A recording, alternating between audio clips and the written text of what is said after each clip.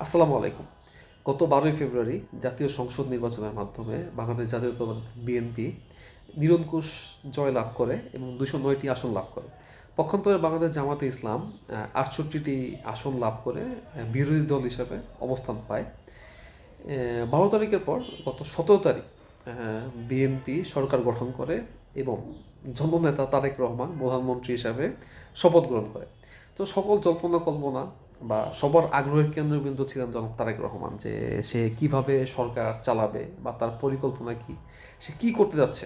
আমাদের সবারই চোখ তার দিকে এবং আশা ভরসার প্রতীকী এখন তিনি। সো গত 17 তারিখ থেকে আজকে পর্যন্ত মোট 15 দিন অতিবাহিত হয়েছে।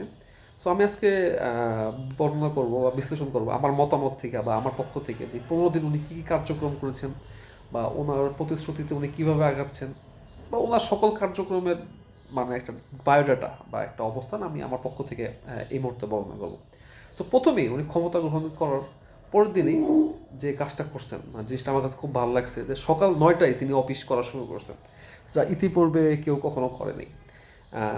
ওনার পিতা যখন দেশের এক ক্রান্তির লগ্নে দেশের ক্ষমতা গ্রহণ করেছিলেন, উনি সবার মুখে শুনছি বা আমি তথ্য পেয়েছি যে উনিও এরকমই ছিলেন, যে সঠিক সময় অফিসে আসতো এবং তার ভয়ে সবাই আরও আগে অফিসে আসতো। তো এখনও তাই হলো, যে তারেক রহমান যদি সকাল 9টায় অফিসে আসে, সচিব, সিনিয়র সচিব, উপসচিব সবাইকে টাইম মধ্যে আসতে হবে, পরে তো আসতে পারবে না।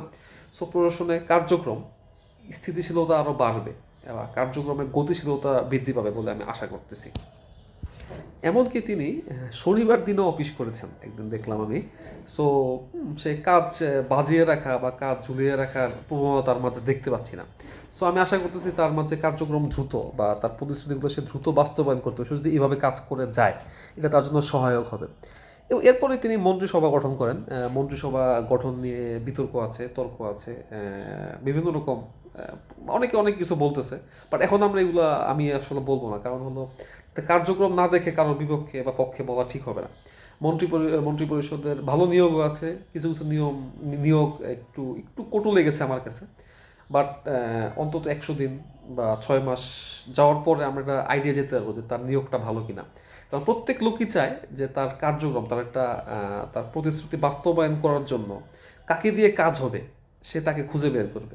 সো তারেক রহমান মনে করছে একে দিয়ে তার প্রতিশ্রুতি সে বাস্তবায়ন করতে পারবে, তো তাকেই সেখানে বসাইছে। তো সে কীভাবে কাজ আদায় করবে, কাকে দিয়ে কাজ আদায় করবে, এটা তার ব্যাপার। এটাই তখনই বোঝা যাবে, কিছুদিন পার হলে বোঝা যাবে তার চয়েসগুলা ভালো ছিল কি ছিল না। মন্ত্রিপরিষদ গঠনের পাশাপাশি উনি প্রশাসনে ব্যাপক রদবদল করেছেন। এই 15 দিনের মধ্যে অন্তত 10 দিনই সে এটা নিয়েই ব্যস্ত ছিল। আমার যেটা মনে হয় যে প্রশাসনে কোন পদে কাকে বসানো যায়। আগের প্রশাসনে যেমন একটা অস্থবিরতা ছিল, মানে কার্যক্রম গতিশীল ছিল না, এই গতিশীল করার জন্য কাকে বসানো যায়, কাকে পরিবর্তন করা যায়, এইসব নিয়ে সে চিন্তা করেছে এবং প্রতিটা স্তরে লোক পরিবর্তন করেছে প্রশাসনে। এর পাশাপাশি পুলিশে, আর্মিতে, আনসারে, বিজিবি সকল জায়গায় একটা পরিবর্তন হয়েছে। এই পরিবর্তনটা ইতিবাচক, কারণ গত সরকারের অস্থবির হয়ে গেছিল প্রশাসন, সকল বিষয়ে কার্যক্রমটা খুব স্থিতিশীল ছিল না বা আমরা খুব সন্তুষ্ট ছিলাম কার্যক্রমে। সো এই কার্যক্রমগুলোকে গতিশীল করার জন্য সেটা করছে, আমি সেটা মনে করতেছি। প্রথম কিছুদিন দেখা গেছে যে প্রোটোকল নিয়ে উনি খুব ঝামেলা ছিল, যে জনগণের সাথে বা কারোর সাথে বিশাল প্রোটোকল মেনটেন করতে হলো। বা ইদানিং আমি দেখছি সে প্রোটোকলটা খুব একটা কঠিন না, সে সবার সাথে মিশতেছে, সব জায়গায় যাচ্ছে, সে হেঁটে দেখলাম 21শে পদক দিয়ে যাচ্ছে, বইমেলায় সে ওপেন ঘুরতেছে, এটা ইতিবাচক। কিন্তু তাকে তার নিরাপত্তা নিয়ে একটু সচেষ্ট থাকতে হবে। কিন্তু সে জনগণের কাছাকাছি এখন চলে আসতেছে, মিশতেছে, সে আশা করি বুঝতে পারবে জনগণ কী চায়, জনগণের সাথে যাতে দূরত্ব তৈরি না হয়, এটা তার জন্য ভালো হবে। এই 15 দিনের মধ্যে সে একটা 21শে পদক অনুষ্ঠানে অংশগ্রহণ করেছে, সে মোটামুটি 21শে পদক প্রদান করলো। এই চয়েসটাও খারাপ ছিল না, ভালো। যদিও গত বছর বা আগের বছরের কার্যক্রমের উপর ভিত্তি করে পদকটা দেওয়া হয়েছে, সেখানে দলীয় বিবেচনার কতটুকু সুযোগ ছিল সেটা দেখতে হবে।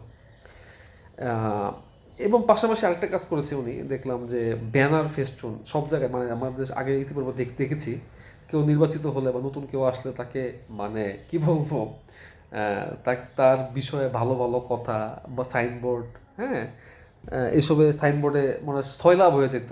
হ্যাঁ, তাকে একটা কিছু বলা, তার প্রশংসা করা, চাটুকারিতা একটা বিশাল মাত্রায় চলে গেছিলো। আগের 15-20 বছর আমরা দেখছি যে চাটুকারিতাটা, কিন্তু সে চাটুকারিতাকে এই মুহূর্তে আমি দেখতেছি না যে সে সুযোগ দিচ্ছে।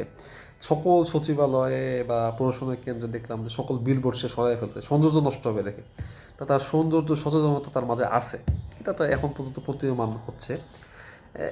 সব মন্ত্রণালয় দেখবেন কোথাও পোস্টার আমি নাই, পোস্টারগুলো সরাই ফেলতেছে, তাকে অভ্যর্থনা জানানো হয়েছে, বেশিরভাগ ক্ষেত্রেই সরিয়ে ফেলছে, তার নির্দেশে এটা হয়েছে। এটা একটা গুড সাইন আমি মনে করি। পাশাপাশি দেখা গেছে পাশাপাশি দেখা গেছে যে অর্থনৈতিক পুনরুদ্ধার বা অর্থনৈতিক রিফরমেশনের ব্যাপারে তার একটা তোড়জোড় আছে, তার আগ্রহ আছে। কারণ অর্থনৈতিক ডেভেলপ না করতে পারলে তার সকল ডেভেলপমেন্ট শেষ, সকল জায়গায় সে ধরা খেয়ে যাবে। সো অর্থনীতিকে তার একটা গুরুত্ব দেওয়ার তার মাঝে প্রবণতা আছে। সে বলেছে সকল বন্ধ কলকারখানা সে চালু করবে, সে স্টেটমেন্ট দিয়েছে। হ্যাঁ, বন্ধ কারখানা চালু করলে কর্মসংস্থান তৈরি হবে, এটা একটা বিশাল ভালো উদ্যোগ। সরকারি কলকারখানা অনেক বন্ধ হয়ে গেছে, এবং বিগত সরকারের সময় অনেক রানিং ভালো ফ্যাক্টরি বা কারখানাগুলো বন্ধ হয়ে গেছে। এগুলো তাকে দলমত নির্বিশেষে সবার সাথে বসে এটা তাকে সমাধান করতে হবে, এবং তার মাঝে এই আগ্রহটা আছে। সে যদি বন্ধ হওয়া কারখানাগুলো চালু করতে পারে, কর্মসংস্থান এবং দেশের অর্থনীতি ত্বরান্বিত হবে বলে আমি মনে করতেছি। দ্রব্যমূল্যের দাম নিয়ন্ত্রণে সে তাৎক্ষণিক অ্যাকশন নেওয়ার কথা বলেছেন। তো এগুলো আসলে বলা হয়, মানে বাস্তবতা হলো কঠিন, করা খুব ডিফিকাল্ট। তবে তার মাঝে উদ্যোগ আছে। সে বলেছে চাল, দাম, নিত্য প্রয়োজনীয় কোনো জিনিসের দাম যদি বাড়ে, তাৎক্ষণিক একটা ব্যবস্থা নেওয়ার জন্য সে পরিকল্পনা করেছেন ডাইরেক্ট। এটা ভালো।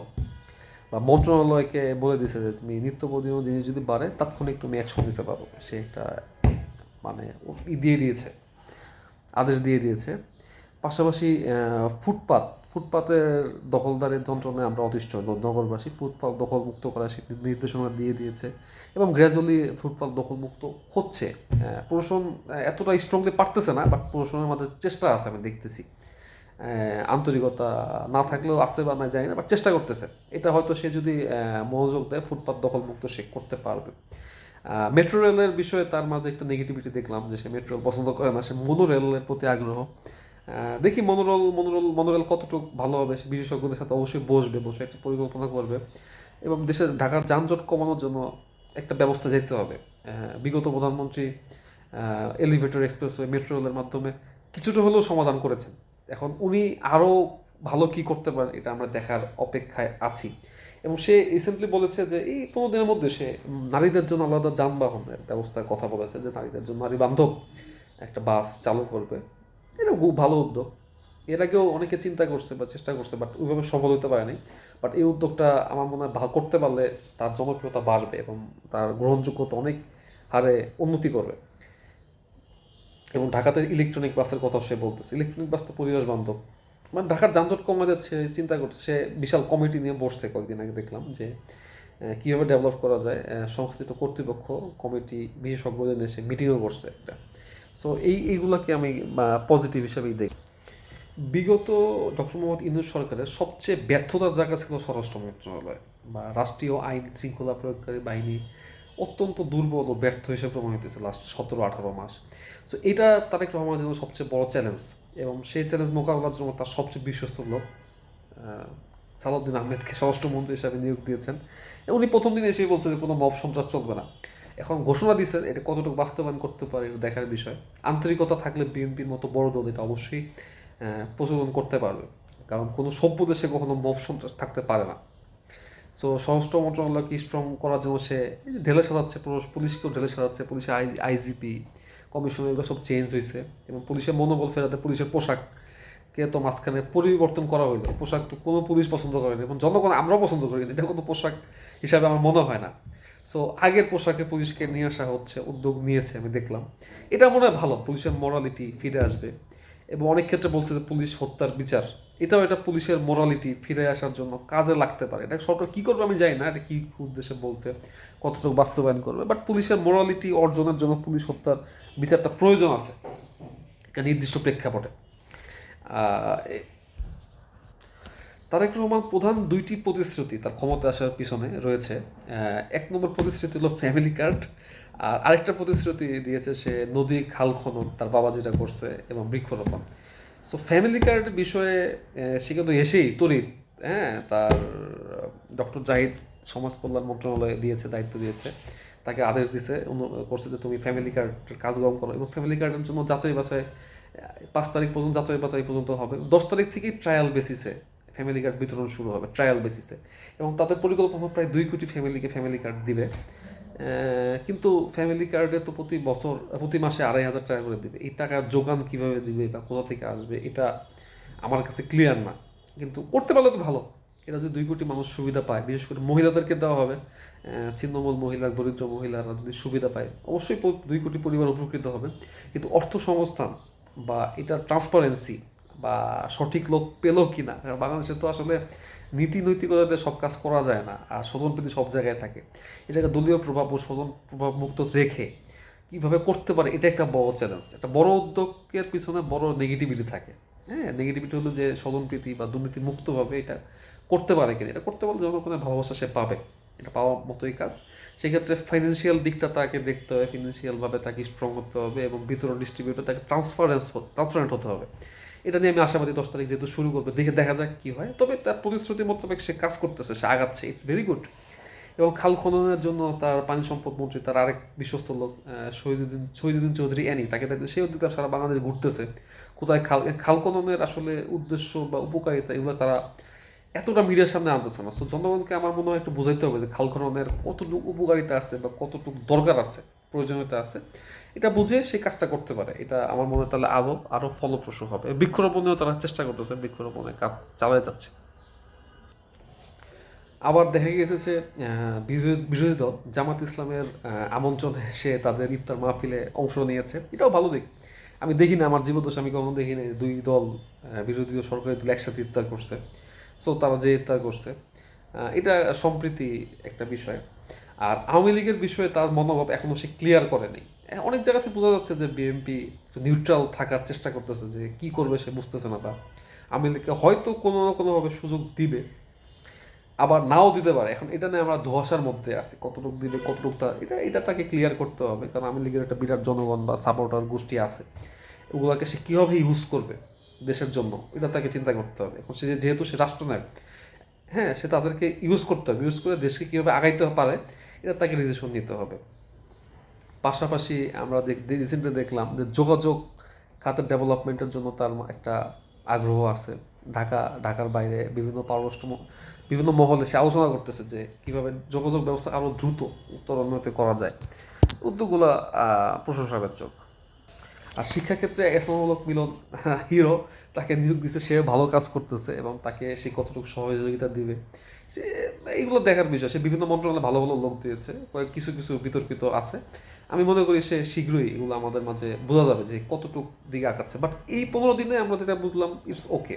আমরা 15 দিনে কিন্তু খারাপ তেমন কিছু পাইনি। কয়েকটা দিক আছে, কয়েকটা দিকে আমি এখন আলোচনা করবো যেগুলো আমার কাছে একটু প্রশ্নবোধক লেগেছে। যেমন বাংলাদেশ ব্যাংকের গভর্নরকে অপসারণের বিষয়টা, এই ক্ষেত্রে সে একটা স্ট্রং বোল্ড একটা ভূমিকা তারেক রহমান সাহেব নিতে পারতেন। কারণ একটা শৃঙ্খলা বা একটা মবই শত শত মব তৈরি করে। সো প্রথম মবটা যদি সে স্ট্রংলি হ্যান্ডেল করতে পারতো, সে মনে হয় পরবর্তীতে আরও এটা থেকে সুবিধাটা পাইত। পাশাপাশি আরও কিছু বিষয় আছে, এগুলো আজকে আলোচনা না করি। আমি আশাব্যঞ্জক বিষয় নিয়ে কথা বলি। আমি আশা করি আরও কিছুদিন পরে তার আরও কিছু কার্যক্রম নিয়ে আরেকটা ভিডিও দিব। আপাতত আমার কাছে ভালো লাগছে, দেশ তার দিকে তাকিয়ে আছে। কারণ তার হাত ধরেই দেশকে আগাইতে হবে। দেশের উন্নয়ন যাত্রা মাঝখানে যেভাবে থেমে গেছে, ওইটাকে তাকে ত্বরান্বিত করতে হবে। এবং সকলের সাপোর্ট তার দরকার এবং তাকেও ওইভাবে চিন্তা করতে হবে। ধন্যবাদ।